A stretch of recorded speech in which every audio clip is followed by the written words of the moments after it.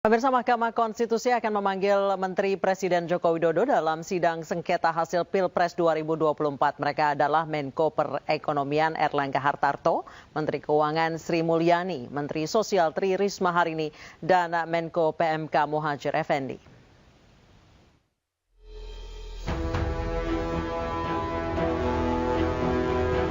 Mahkamah Konstitusi bakal memanggil 4 Menteri Presiden Jokowi dalam sidang sengketa hasil Pilpres 2024. Keempat menteri tersebut adalah Menko Perekonomian Erlangga Hartarto, Menteri Keuangan Sri Mulyani, Menteri Sosial Tri Risma Harini, dan Menko PMK Muhadjir Effendi.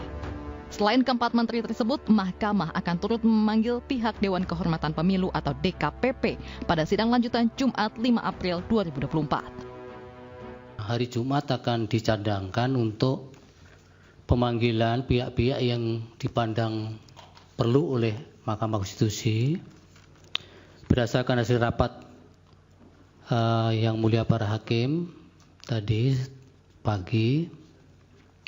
Yang pertama yang perlu didengar oleh Mahkamah adalah Saudara Muhadjir Effendi, Menteri Koordinator Bidang Pembangunan Manusia dan Kebudayaan Republik Indonesia. Kemudian yang kedua, Bapak Erlangga Hartarto, Menteri Koordinator Bidang Perekonomian. 3, Ibu Sri Mulyani Indrawati, Menteri Keuangan. 4, Ibu Tri Risma Harini, Menteri Sosial. Dan 5 dari Dewan Kehormatan Penyelenggara Pemilu. Tim pembela Anies Mohaimin mengapresiasi keputusan para hakim MK untuk meminta keterangan dari 4 menteri serta DKPP. Mahkamah telah menghidupkan optimisme untuk memastikan bahwa demokrasi ini memang harus ditegakkan dan memotong mata rantai kecurangan yang hadir, menyerbu, dan mempersoalkan kejujuran dan keadilan. Selain itu, Ketua MK menegaskan pemanggilan 4 menteri serta pihak DKPP sebagai saksi tidak berkaitan dengan keberpihakan MK terhadap permintaan para pemohon. Dalam hal ini, tim Anies Mohaimin dan Ganjar Mahfud. Dari Jakarta, tim liputan iNews melaporkan. Untuk membahas terkait MK yang akan memanggil 4 menteri, kami telah terhubung dengan mantan Hakim MK 2003-2008 Marwarar Siahaan dan pengamat politik Ujang Komarudin. Dan kami juga sudah berupaya menghubungi tenaga ahli utama kantor staf kepresidenan Ali Muhtar Ngabalin yang nanti akan bergabung dalam dialog ini. Saya ke Pak Marwarar terlebih dahulu. Pak, 4 menteri ini sebenarnya diajukan oleh pemohon. Namun Hakim MK mengatakan kami tidak mengabulkan permintaan pemohon, tapi memang dibutuhkan untuk menggali keterangan dari keempat menteri itu. Berarti nanti yang boleh bertanya kepada para menteri ini hanya hakim-hakim saja ya Pak Marwarar ya. Pernah terjadi tidak sih Pak sebelumnya dalam sengketa pemilu baik itu di Indonesia maupun di luar negeri? Ya, saya kira dulu tentang pemanggilan ini tidak merupakan suatu keputusan untuk mengabulkan permohonan dari pemohon, katanya itu adalah untuk menempatkan Mahkamah Konstitusi itu betul-betul berada di dalam koridor independensi agar boleh dilihat nanti keputusannya benar-benar suatu keputusan yang tidak memihak. Sehingga setiap kesan bahwa keputusan MK pemenuhan terhadap permohonan harus dihindari memang. Tetapi tidak bisa disangkal bahwa trigger mekanisme atau mekanisme yang memicu ini tentu adalah permohonan yang diajukan oleh paslon 1 dan 3. Oleh karena itu, meskipun bisa dilepaskan dalam rangka mendudukkan, menegaskan independensi dan imparsialitas MK, maka tidak relevan sekali untuk melihat apakah itu dilepaskan dari permohonan atau tidak. Yeah. Tetapi keputusan kita benar-benar adalah suatu keputusan yang diambil berdasarkan pertimbangan dan interpretasi mereka tentang bagaimana menafsir atau melihat keluhan klaim yang telah dilakukan oleh para pihak pemohon 1 dan 3 tentang kecurangan di dalam pemilu. Karena memang data yang ada ini tentang apa yang diklaim itu berada di dalam penguasaan pasangan calon 1 dan 3, tetapi ada di dalam penguasaan pemerintah yang secara spesifik tentu di kementerian yang telah disebutkan tadi. Oleh karena itu, untuk benar-benar bisa atau dapat mampu membawa satu keputusan yang berdasarkan data fakta, maka MK sudah benar menurut saya mengambil keputusan seperti ini, memanggil mereka yang menguasai data untuk bisa menjelaskan di depan MK, untuk kalau bisa misalnya tidak benar menepis tudingan bahwa pemilu curang, tetapi kalau benar dia akan mendukung semua pembuktian yang dibutuhkan untuk dalil-dalil permohonan itu. Demikian saya melihatnya. Baik, saya ke Pak Ujang. Pak Ujang, tadi dari tim hukum pasangan calon nomor 2 menekankan berkali-kali bahwa ini bukan permohonan pemohon yang dikabulkan, tapi memang hakim merasa perlu untuk memanggil 4 menteri ini. Anda melihatnya impactnya secara war of nerves atau perang urat syaraf dalam sidang MK ini bagaimana? Ya tentu kita cari-cari solusi saja ya. Artinya baik MK melakukan secara independen ataupun ada dorongan dari kubu 01 dan 03, tetapi kita lihat sisi baiknya. Artinya sisi baiknya adalah MK lebih terbuka, lebih independen, lebih profesional gitu, ingin menjaga kembali marwahnya yang sempat rusak. Oleh karena itu ya ini menjadi titik balik bagi MK untuk membuktikan diri bahwa selama persidangan sengketa pemilu ini, khususnya sengketa pilpres ini, ya betul-betul keputusannya nanti bisa dipertanggungjawabkan. Selama ini kan ada dugaan-dugaan, kecurigaan gitu ya dari publik, dari masyarakat, ya mana mungkin menteri dipanggil, lalu harus misalkan ada izin Jokowi dan lain sebagainya. Tetapi ini kita melihat ada sesuatu yang bagus, yang positif ya, apa yang dilakukan oleh hakim-hakim MK untuk bisa mendengarkan kesaksian dari para menteri tersebut. Karena bagaimanapun kita ini sedang mencari kebenaran, sedang mencari keadilan. Pak Ujang, karena memang tadi pada saat pertanyaan yang diajukan oleh tim hukum dari pasangan calon nomor 2 terhadap saksi-saksi yang dibawa oleh tim hukum pasangan dari nomor urut 1 itu berusaha menjatuhkan kredibilitas saksi-saksi. Kalau menteri kan tidak mungkin seperti itu kan? Ya tentu kalau saya sih melihatnya begini ya, saksi harus dijaga kredibilitasnya siapapun gitu ya, baik dari kalangan menteri maupun siapapun. Karena kalau kita bicara soal persidangan harus saling menghormati satu sama lain, baik saksi, hakim, pemohon, termohon harus menjaga betul gitu jiwa rohnya masing-masing itu. Oleh karena itu saya melihat apapun itu, mau serangan psikologis, mau saling menjaga marwah masing-masing, tetapi yang harus kita baca adalah bagaimana sebenarnya ada langkah maju dari MK itu untuk tadi meminta keterangan para menteri. Soal nanti apakah ada dugaan kecurangan, kita tidak tahu. Kita akan melihat apakah ada atau tidak di pembuktiannya ada di persidangan yang sedang berjalan ini begitu. Baik, saya kembali ke Pak Marwarar. Pak Marwarar, sejauh ini dalam sidang sengketa pemilu di belahan dunia manapun pernah tidak terjadi hal seperti ini? Menteri sampai dipanggil untuk bersaksi?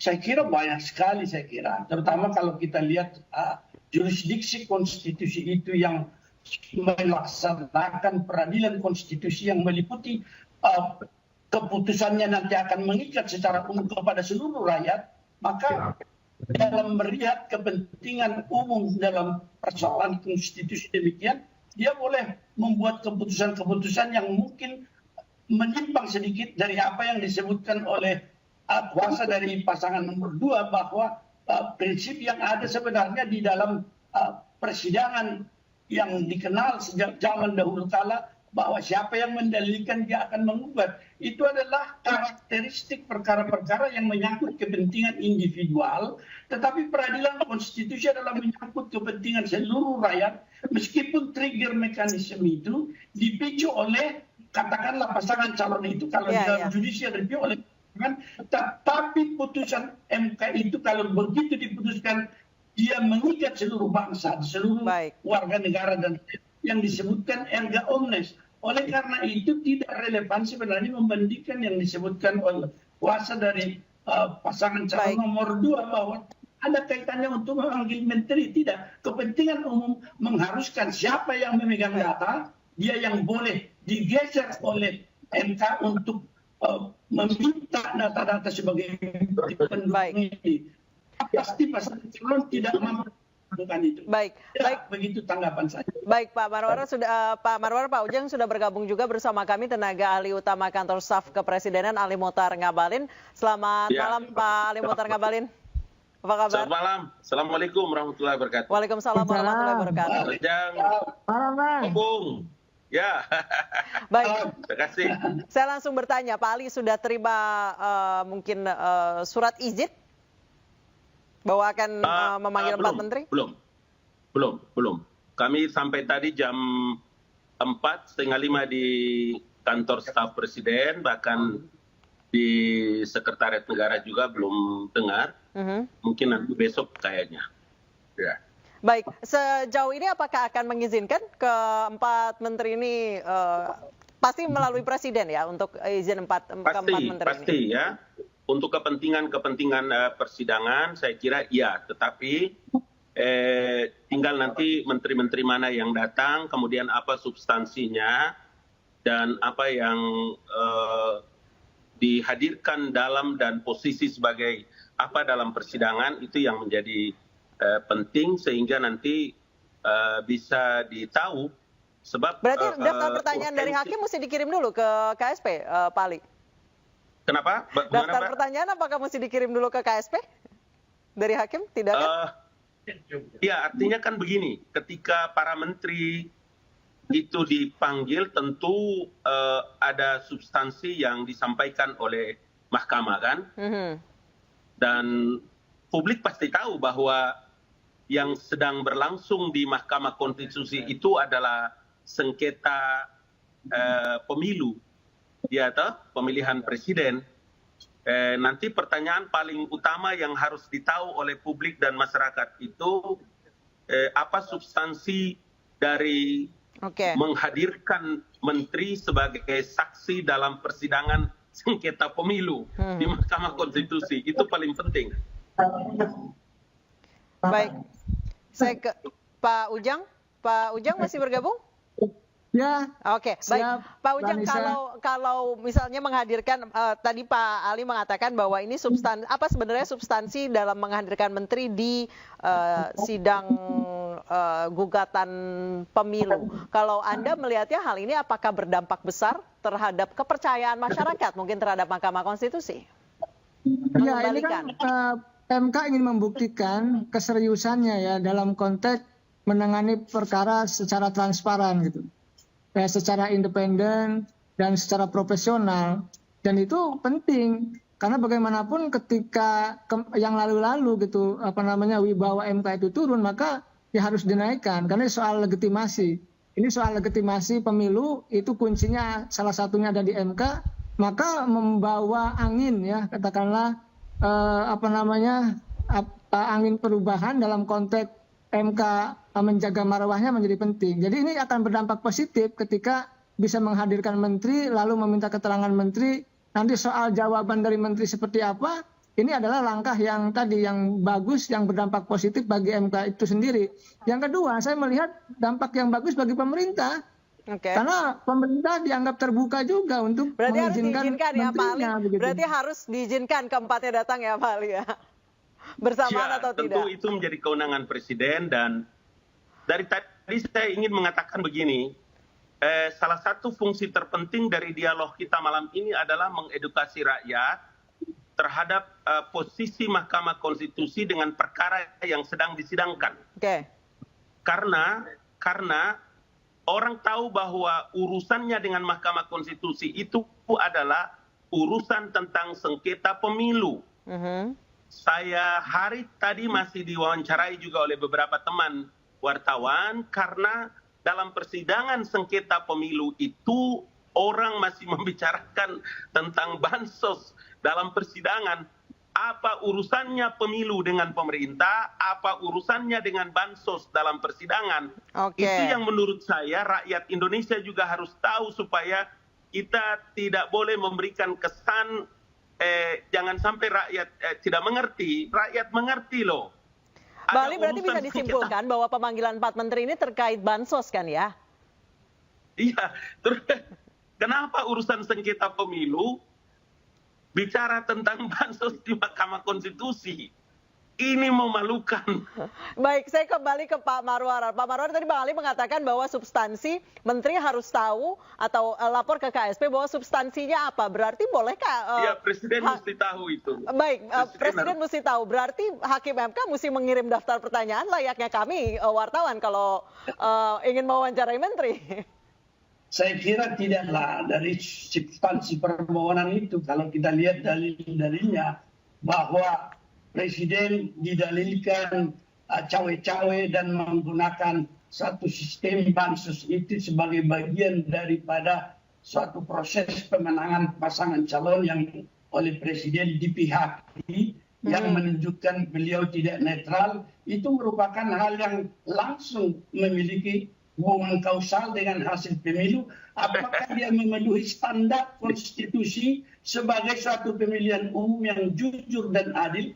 Dan inilah yang harus dikawal oleh Mahkamah Konstitusi. Kalau dia menemukan apa bukti itu dari keterangan daripada menteri dan data itu cukup signifikan, misalnya kalau saya bandingkan dengan permohonan pasangan calon nomor 3 menggunakan sistem bansos itu untuk bagian dari kampanye memihaki pasangan calon nomor 2 dan juga menggunakan kalau dikatakan di situ struktur termasuk struktur Menteri Keuangan dan Kementerian Sosial itu apakah digunakan juga untuk memenuhi apa yang dikatakan bansos itu di luar apa yang ditentukan dalam undang-undang. Tentu saja itu bagian yang penting di dalam konteks mengawal konstitusi dalam arti pemilu harus jujur dan adil dan memenuhi nilai konstitusi yang diperankan oleh Mahkamah Konstitusi sekarang. Saya kira cukup relevan dan itulah bagian daripada penyelenggaraan pemilu yang banyak didalilkan oleh paslon nomor 2 dan kuasanya tidak ada kaitan sama sekali. Menurut saya ya kita lihat saja apakah memang ada hubungan kausal. Kalau kita lihat faktor jumlah kemiskinan dan jumlah tingkat pendidikan, maka dua hal ini merupakan satu pengaruh yang bisa berkait langsung. Kalau tadi kita lihat asli daripada paslon nomor 1 mengatakan di luar negeri tidak ada pengaruh bansos itu dan berlangsung jujur dan adil pemilu.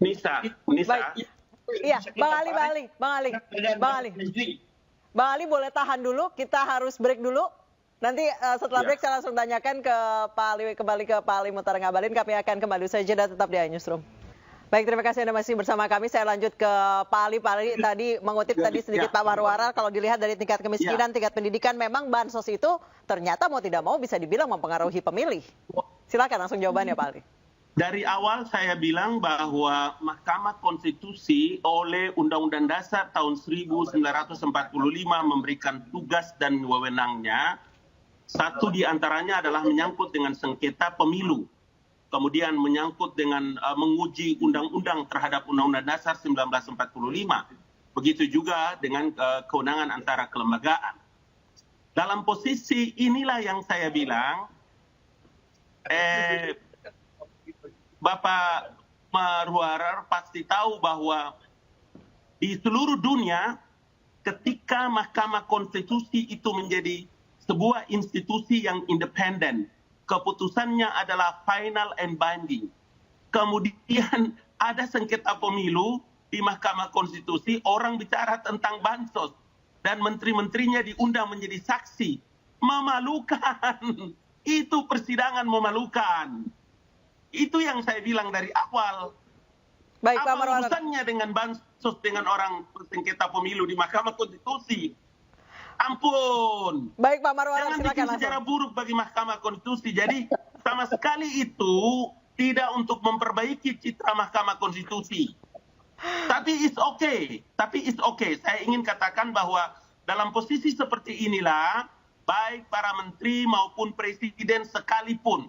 Makanya kemarin Profesor Otto itu bilang, kalau Pak Menterinya dipanggil, Presidennya dipanggil jadi saksi, kira-kira boleh nggak itu dipanggil Ibu Mega juga jadi saksi nanti memberikan pandangan di Mahkamah Konstitusi. Pak Marwarar, jadi silakan. mari kita fair bicara supaya kita memberikan kesan yang membodohi publik dalam wawancara malam ini. Baik, Pak Marwarar silakan.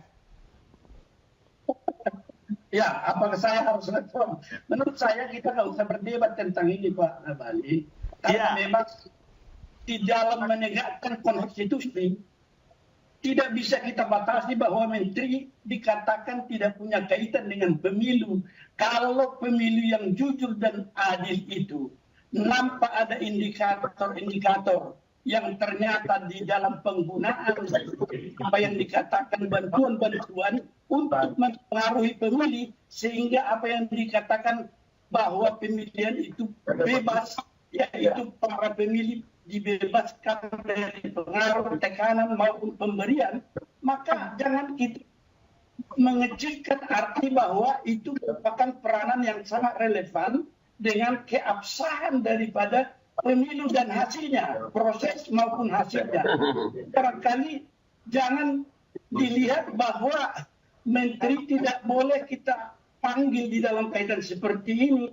Kalau ada kaitan kewenangan yang di dalam dalil, ini kan kita ikuti dalil pemohon bahwa kekuasaan telah dipergunakan untuk memihaki pasangan calon tertentu dan bahkan digunakan kekuatan bantuan sosial itu yang sebenarnya di masa lalu di dalam COVID justru lebih kecil masa COVID dari masa sekarang. Itu kan dalil-dalil yang dikemukakan oleh hakim konstitusi. Oke, Pak Ali.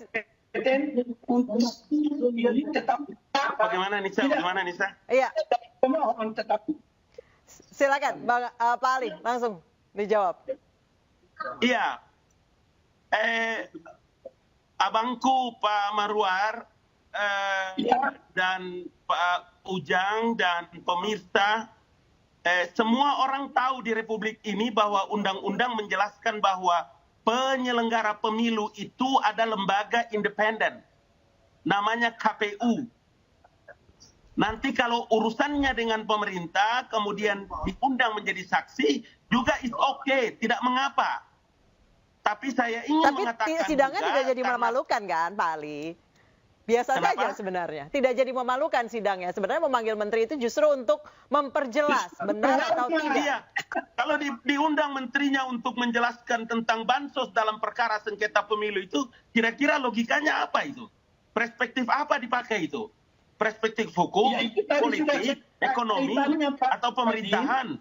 Sama sekali tidak ada perspektifnya. Saya berkepentingan itu hanya untuk mengabarkan kepada rakyat Indonesia bahwa jangan sampai Mahkamah Konstitusi ini menggunakan pola dan sistem ini juga kemudian memberikan informasi yang tidak benar kepada publik Indonesia.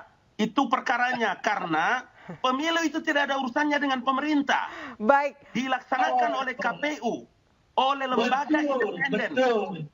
Lembaga negara. Baik. Itulah sebabnya dituntut presiden juga tidak boleh cawe-cawe. Nah, Pak Ali, presiden mengatakan dia cawe-cawe. Baik kita lihat seperti apa. Tidak boleh dicampur. Ya, kalau presiden cawe-cawe maka semua di mahkamah itu harus menunjukkan fakta datanya semuanya. Baik. Bukan urusan bansosnya kemudian dibilang menjadi cawe-cawe Pak Ali, Pak Marwarar. 02. Pak Ali, Pak Marwarar, sayang sekali waktunya terbatas. Kita lihat nanti hari Jumat apakah keempat menteri yang dipanggil oleh Mahkamah Konstitusi akan datang dan menyatakan kesaksiannya. Terima kasih Pak Ali, terima kasih Pak Marwarar telah bergabung bersama kami di iNewsroom.